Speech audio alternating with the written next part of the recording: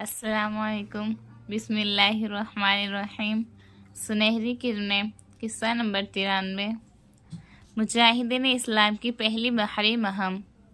نبی کریم صلی اللہ علیہ وسلم ام حرام بنت ملحان رضی اللہ عنہا کے گھر جایا کرتے تھے اور وہ آپ کو کھانا کھلایا کرتی تھی۔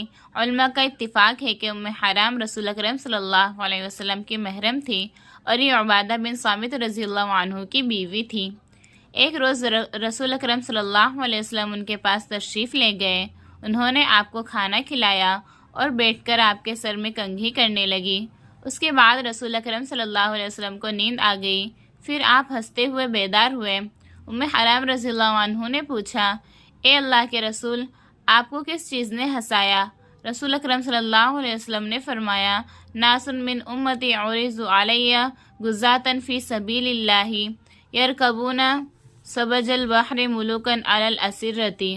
میری امت کے چند لوگ مجھے خواب میں دکھلائے گئے جو اللہ کی راہ میں جہاد کرنے کے لیے سمندر کے بیچ مجدھار میں بحری جہازوں پر یوں سوار ہیں جیسے تختوں پر بادشاہ بیٹھے ہو۔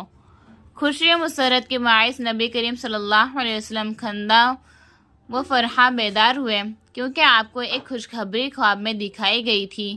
آپ نے دیکھا تھا کہ آپ کے شاگردوں، آپ کے پیروکاروں اور آپ کے فوجیوں نے جہاد کے لیے رخت سفر باندھ لیا ہے۔ چنانچہ آپ خوش ہوئے کہ عن قریب آپ کے پیروکار اللہ کی راہ میں مجاہدین کی حیثیت سے سمندروں کو پار کریں گے اور دنیا کے گوشے گوشے میں کلمہ لا الہ الا اللہ کا پرچم بلند کریں گے اور اسلام کا جھنڈا لے کر زمین کے طول و عرض میں پھیل جائیں گے۔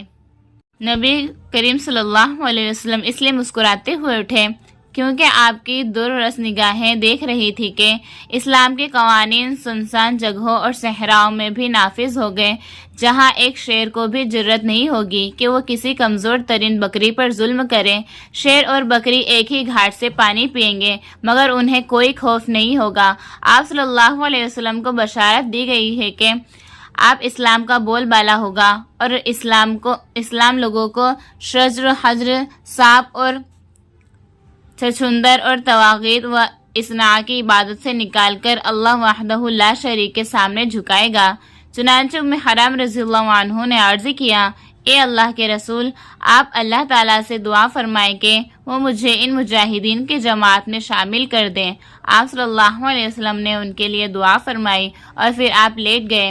تھوڑی دیر بعد آپ پھر ہنستے ہوئے بیدار ہوئے تو ام حرام رضی اللہ عنہا نے پوچھا، کس بات نے آپ کو ہنسایا اے اللہ کے رسول؟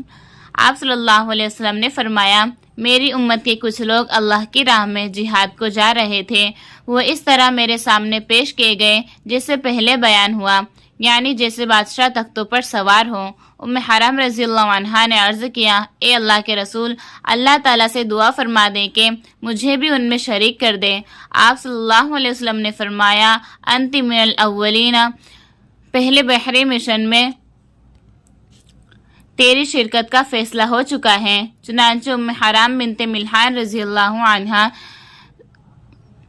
اپنے خاوند عبادہ بن صامت رضی اللہ عنہ کے ساتھ معاویہ بن ابی سفیان رضی اللہ عنہ کے زمانے میں مجاہدین اسلام کی جماعت کے ساتھ سمندر میں بحری جہاز پر سوار ہوئی اور جب سمندر سے نکلی تو اپنی سواری سے گر کر شہید ہو گئی۔ السلام علیکم۔